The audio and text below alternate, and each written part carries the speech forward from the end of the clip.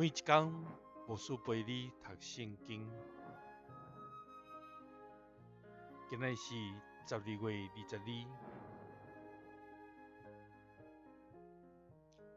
提摩太后书4章7节到8节。美好的竞赛，我已经拼了；要走的路程，我已经走完；要守的信仰，我已经坚守。义的花冠，现在已经为我准备好势。主，公义的审判者，伫迄个日要互我，毋若互我，嘛要互拢总行无义显现的人。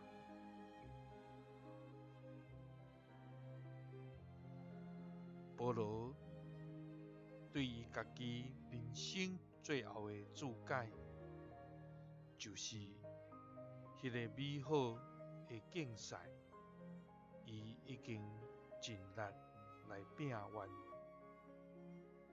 也着守着行的路程，伊嘛来跑走完成。上要紧的，就是着持守的信仰，伊嘛已经坚守到落尾。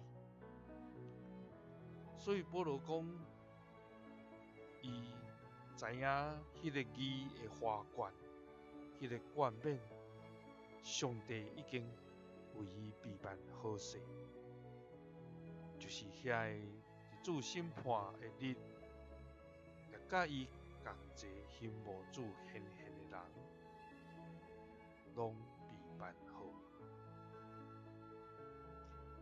伫咱的每一天，咱嘛要问咱家己，咱有尽力来跑走咱爱跑走的路？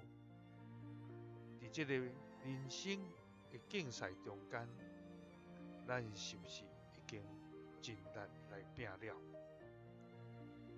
也伫信仰顶头，完全来坚持持守到落尾。咱若安尼行，主就要为咱备办迄个义的花冠，互咱会通伫越后的时，通甲主相一道，享受迄个永远的福分。愿主使咱气力，来努力跑走伫伊所欢喜的路，也伫咱的一生会通下伫伊的心意，得主的欢喜。耶稣听你，赐你平安。